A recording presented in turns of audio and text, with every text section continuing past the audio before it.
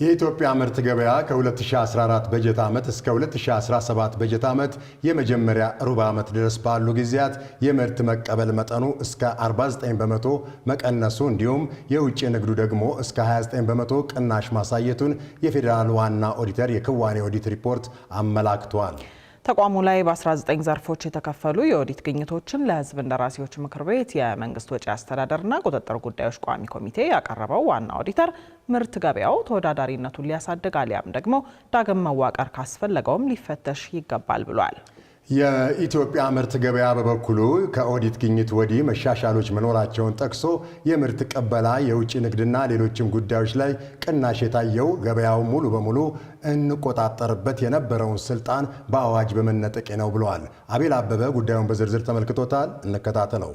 በሕዝብ እንደራሴዎች ምክር ቤት የኢትዮጵያ ምርት ገበያ ከ2014 በጀት ዓመት እስከ 2017 በጀት ሩብ ዓመት ድረስ ያለው የክዋኔ ኦዲት የተገመገመበት መድረክ ተቋሙ ላይ የታዩ በርካታ የኦዲት ክፍተቶች ይፋ የተደረጉበትና በጽኑ የተሞገተበት ጭምር ነበር። 19 ያክል የኦዲት ክፍተቶች በተነሱበት በዚህ የግምገማ መድረክ ላይ በእነዚህ ዓመታት ምርቶችን የሚቀበልበት መጠን እስከ 49 በመቶ መቀነሱ፣ የውጭ ንግዱም ቢሆን እስከ 29 በመቶ ቅናሽ ማሳየቱ፣ ገቢውና የተገበያዮች መጠንም በዛው ልክ መውረዱ በፌዴራል ዋና ኦዲተር ይፋ ተደርጓል። ከ2014 እስከ 2016 ቅበላው ከ13% እስከ 49% የቀነሰ መሆኑን፣ በገንዘብ መጠን ደግሞ ከ13% እስከ 30% የቀነሰ መሆኑን፣ ሌላ ደግሞ የተገበያዩ ግብይቶችም ደግሞ ከ14% እስከ 51% የቀነሰ መሆኑን፣ የኤክስፖርት ስታንዳርዶችም ከ19 እስከ 29% የቀነሰ መሆኑን፣ በዚሁ ጋር በተያያዘ ደግሞ ለነዚህ ግብአት የሚሆኑት የአነስተኛ አምራቾች ተሳትፎን ለማሳደግም የሚያስችል እቅድ ተይዞ ያልተሰራ መሆኑን ነው ሰፊ ክፍተት ያየ ነው። ይህንን ተከትሎ እስከ 2009 ዓመተ ምህረት ምርቶችን ተቀብሎ የማገበያየት ብቸኛ ሕጋዊ ስልጣን የነበረው ተቋም እንደነበር የጠቀሰው የምርት ገበያ ይህ አዋጅ ሌሎችን የመገበያያ አማራጮች በሚፈቅድ አዋጅ መቀየሩ የነበረውን ጥቅል የገበያ ድርሻ እንደነጠቀው ነው የተናገረው። ምርት ገበያው ላይ መገበያየት አስገዳጅ እንዳይሆን ያደረገ በመሆኑ ከዛ ጋር ተያይዞ ሌሎች አማራጮች ላይ የሚደረጉ ግብይቱ በመኖራቸው ምርት ገበያው ላይ እየቀረበ የነበረው ቮሊዩም መቀዛቀዙን ለማንሳት ፈልጌ ነው። አቅርቦቱ ሲቀንስ የምናገበያየው ቫሊዩ አኮርዲንግሊ የሚቀንስበት ሁኔታ ይኖራል። በዚሁ ጊዜ ከ5 ዓመታት በፊት በኢንዱስትሪ ሚኒስቴር በተጻፈ አንድ ደብዳቤ መሰረት በምርት ገበያ የሚሸጥ ቡና በገበያ ዋጋ ሳይሆን በተቆረጠ ተመን እንዲሸጥ መወሰኑ ቡናን ከምርት ገበያው ያሸሸ ተግባር ነው ተብሏል። ከ2013 ጥር ወር ጀምሮ አንድ መመሪያ በወቅቱ በነበረው የንግድና ኢንዱስትሪ ሚኒስቴር የወጣ ነበረ። በቡናና ሻይ በኩል ቁጥጥር በየሳምንቱ ዋጋ እየተተመነ እየተሰላ እንዲመጣ የተደረገበት ሁኔታ አለ። ያም ውጪ ላይ ካለው የቡና ግብይት ጋር ሲነጻጸር እኛ ጋር የተገደበ ዋጋ መሆኑ ምርቶች በብዛት ወደ ምርት ገበያው እንዳይመጡ አስችሏል። ምናልባት ምርት ገበያው እንዲሰራው ቡናና ሻይ እንዲሰራው ተፈልጎ ከሆነ አደረጃጀቱ እንደገና ማስተካከል ነው።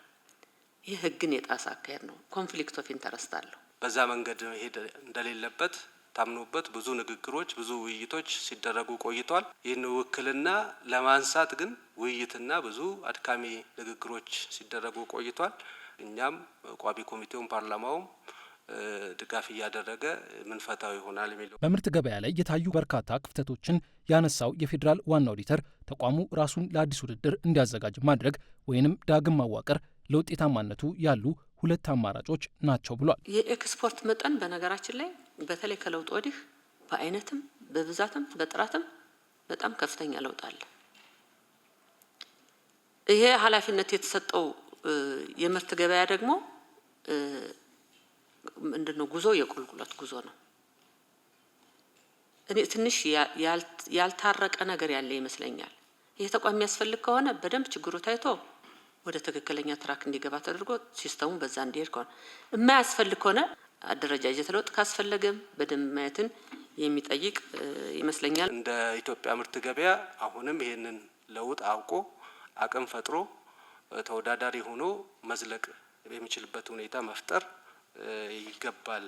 የኦዲት ግኝቱም ከዚህ አኳያ የምናየውና የምንወስደው መሆኑን ለማንሳት ነው። የኢትዮጵያ ምርት ገበያ ከላይ በጠቀስናቸው በርካታ የኦዲት ግኝት ውስጥ ለመውደቁ ዋና ምክንያት ተብሎ በፌዴራል ዋና ኦዲተርም ሆነ በመንግስት ወጪ አስተዳደርና ቁጥጥር ጉዳዮች ቋሚ ኮሚቴ የተደመደመው የተቋሙን ስራ ወር ከወር ሊከታተልና ሊያርም ይገባ የነበረውና በንግድና ቀጠናዊ ትስስር ሚኒስቴር የሚመራው ቦርድ 36 ጊዜ መሰብሰብ ሲገባው 5 ጊዜ ብቻ መሰብሰቡ ነው። 5 ጊዜ ነው ከ2014 እስከ 2015።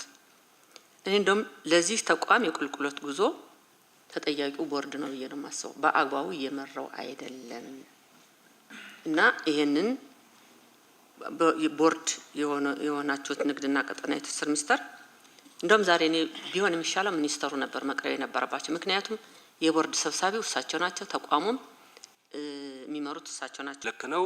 የተቀመጠውም ቁጥር ትክክለኛ ነው። ዳይሬክተሮች ቦርዱ ተመልሶ እንዲዋቀርና እንዲደራጅ ተደርጓል። አሁን ባለፉት ሪሰንት ከግኝቱ በኋላ ባለፉት 5 ወራት ከ5 ጊዜ በላይ ለመገናኘት ይሄ ተስፋ የሚሰጥ ነው።